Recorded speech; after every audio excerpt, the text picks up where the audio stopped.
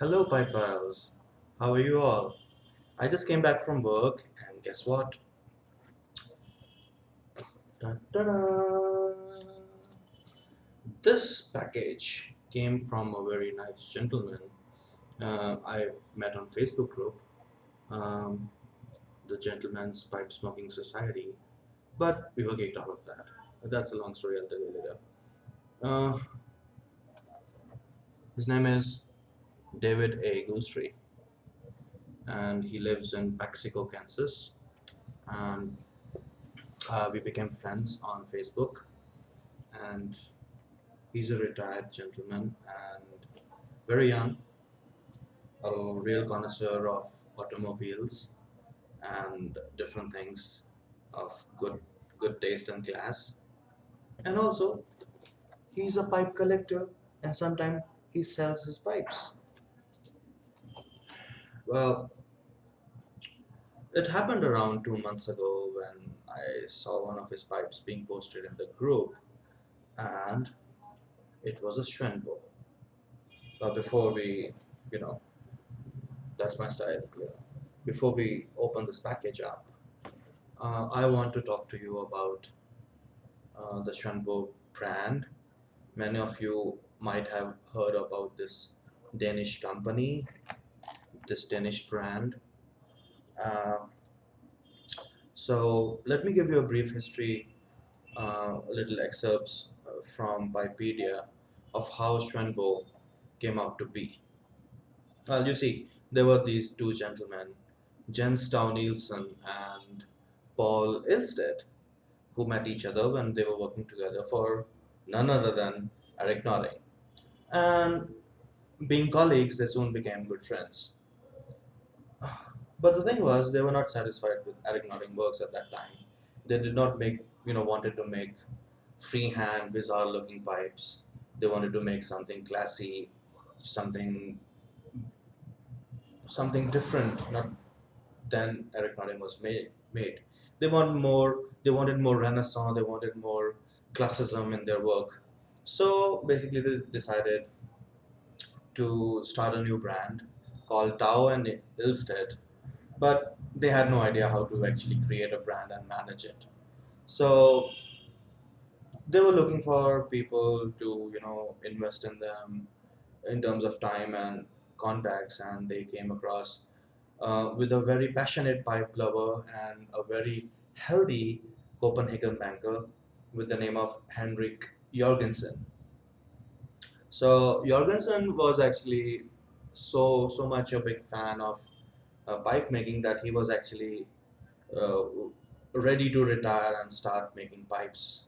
So these three people came together and they started looking for uh, setting up their workshop, their factory, and they the search led them to in the early 1970. Uh, the search led them to a place called Schwenbo on Funen, and they bought an old pipe factory, an old ex-pipe factory called the Nordic. No, it's called the Nordisk Pibe Fabrica, and it may be the oldest Danish pipe factory in the world at that time. And it was really cheap. It was only 16,500 Danish kroner, not much. So as usual, people when they start businesses, they have normal problems and difficulties. But these guys were so good, along with the banker Henrik Jorgensen, that they had a really fast success. To further expand their business, they visited Germany, okay, and they met a person uh, named Detlef Seifert. Detlef Seifert was a very big distributor and a senior partner of Seifert Import Company. Uh, and moreover, he was very interested in high quality work from them. So basically, these gentlemen came to an understanding, and the Schwenbo Pipe Company started making pipes for Seifert. Seifert, interestingly, was a relative of Harry Cap. Harry Cap, as you all know, that he's one of the co-founder and partner of the Peterson Dublin Pipe House, and basically Seifert used his um, international contacts to basically support Svendborg furthermore. I don't know what happens to people when they get successful. Do they get really, really insecure? Maybe the money is not the thing they were looking for when success come to those people. Maybe, maybe not for the pipe makers, but of course the banker, I think. And somehow these people started falling apart. You might have seen with many famous bands in the world, many famous groups, so big, so powerful groups, companies, brands, musical brands, studios, So in less than 2 years, uh, Paul Ilsted basically said, I don't want to make serial pipes. I don't want to make factory pipes. I want to make my own individual specimen, and just stormed out of the partnership. And where did he go? Back to Eric Nording, back to the person which he hated working with him, which made bizarre non-classical pipes. And moreover, people who have researched on this topic was that there was no limitation of the three partners, Nielsen, Ilsted, and Jorgensen. Apart from making, there was no limitations of them working on the individual pieces as well. And just like Eric Norton does these days, he has his factory and then he makes his own handmade specimen for customers and patrons. So it wasn't valid enough for the reason because all of these three partners had the freedom to create their own pipes and basically sell it off the market for patrons. Uh, but yeah, Paul Ilstead left the company. The company developed well with Nielsen and Jorgensen, and they were really, really successful in the 70s. But then um, Dow and Jorgensen started having problems. Why? Because of the, I should not say it, but because of the Americans. The customers, big companies, the importers, the customers from US wanted something totally different from Dow, and Dow said, "I'll quote you." Uh, what Dow said about the American customers was that most pipes were delivered to the United States, whereby the Americans tried to dictate us the conditions. It was not only so that the taste and their view on aesthetics were simply horrible. No, moreover, they wanted that the pipe should be as cheap as possible. That did not suit my plans at all, for I strove for high quality and artistic freedom in the end. So, this is what Tao said about the American market at that time in the late 90s, I mean, around the 1980s. Uh, Schwenbo was founded on pro, based on the foundation of high quality, very good pipes, prices don't matter.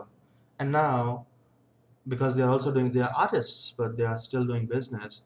So now the customers, especially the people in the United States or the Americas, basically they were trying to dictate them how to make the pipes. And not only that, they wanted it as cheap as possible. See, it's not always that good things are very expensive and all expensive things are good, but if you take into account the hard work of the people and if you want them to grow and not just live on minimum wage, that is the current trend these days in lots of countries, you need to pay them a premium and to demand quality and faster deliveries and then cheap price. Really, you want me to it's like you wanting to buy a Mercedes for $1,000, not even $1,000, for like $10. It's not possible. So, but still, Tao and Jorgensen tended to accommodate the US customers, but they could not compromise on a business solution. So, Tao left the firm in 1981, and he opened up his own pipe workshop near the harbor of Svendborg. I have been researching on pipe brands. I've been researching on Jonte, really old, really old, founder families.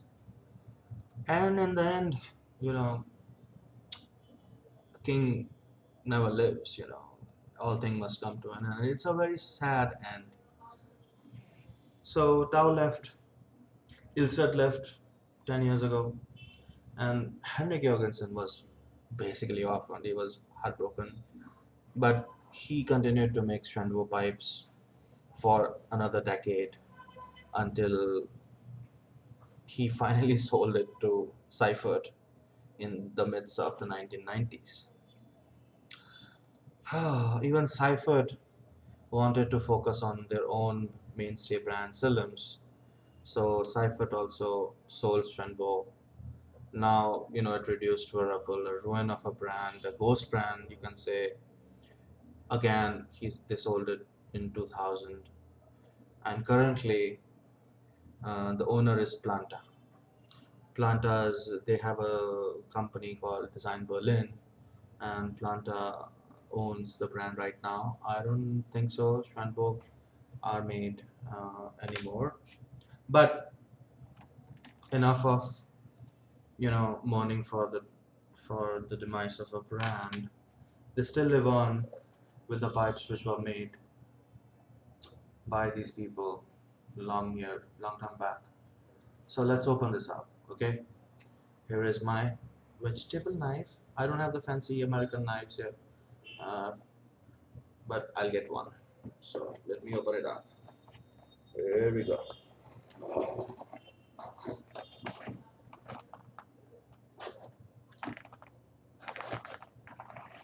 It's quite sharp. It's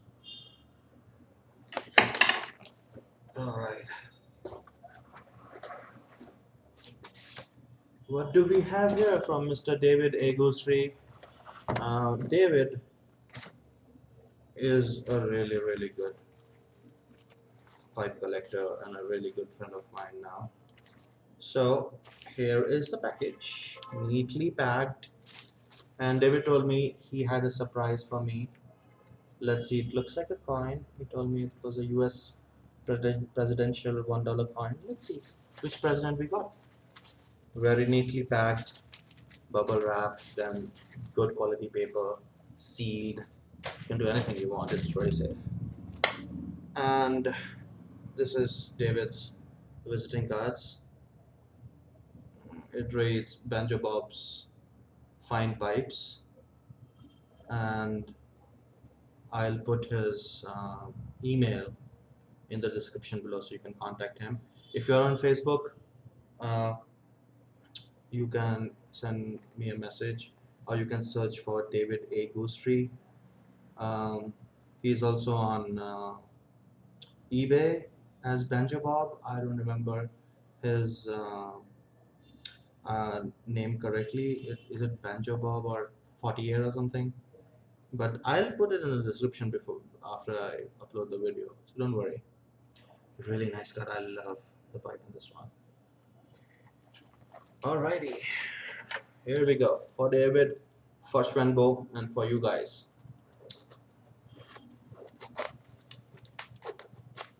I don't wanna. So prettily packed. So beautifully packed. I don't even want to open it. Let's not use the knife. I'll use my hands.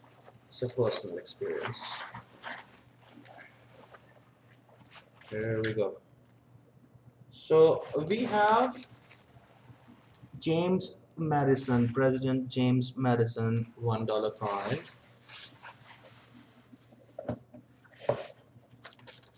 Bubble wrap.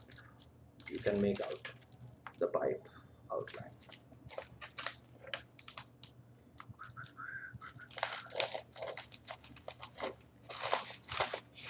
Oh yeah, I'm not smoking anything because I wanted to pay full attention and my full respect to this pipe and the people who made it. Plus, I wanted to smoke this one. I will not smoke this one. I want you guys to actually advise me a little bit about what to smoke. Let me get the coin first. To what to smoke basically in this pipe.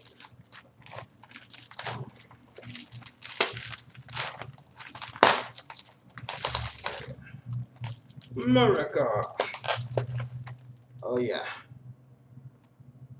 James Madison, and then we have United States of America, $1, Statue of Liberty, gifted by the French to the Americans, one of the four statues as a sign of friendship between the two countries.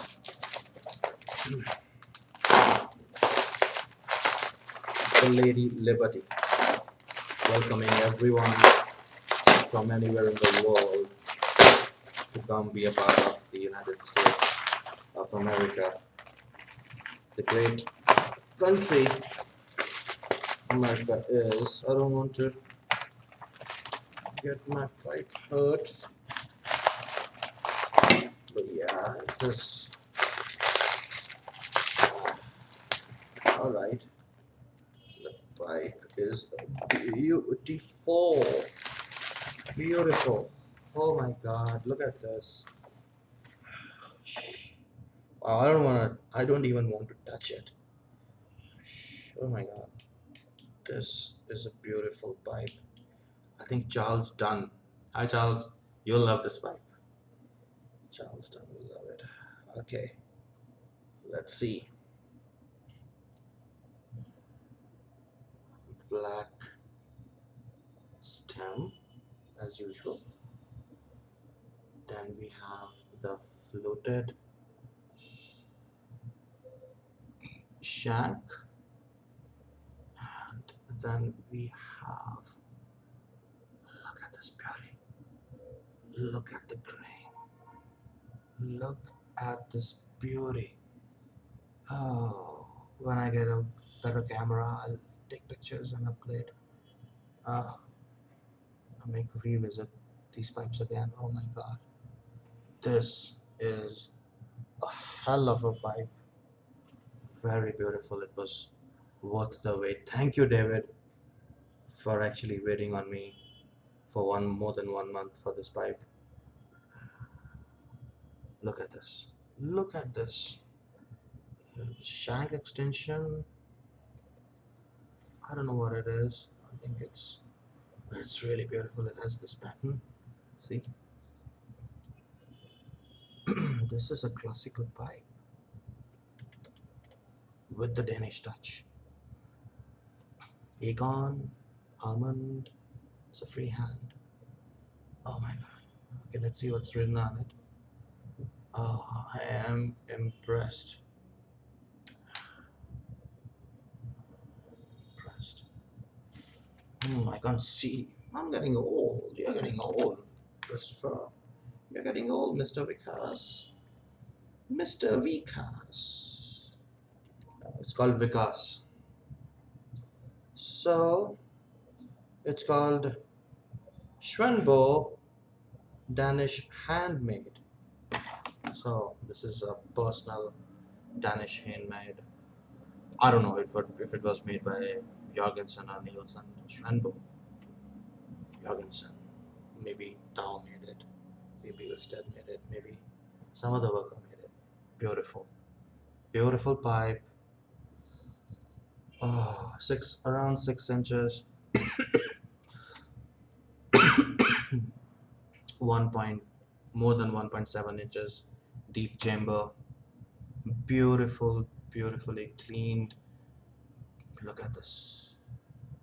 This is awesome, awesome. Look at this pipe. Look. Just look at this beautiful pipe. I am in love. I'm going to marry this pipe. Oh yeah. Sorry, Amanda. Sorry, babe. I'm going to marry this pipe. Look at that. I am happy.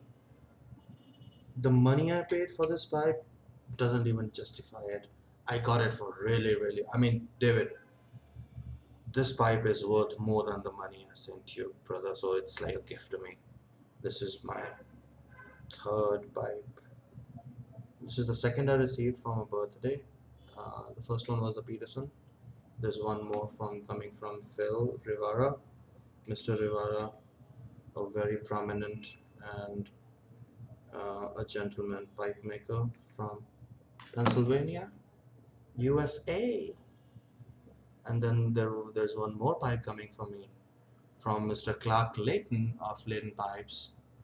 Uh, he has actually made a really good brand new pipe for me.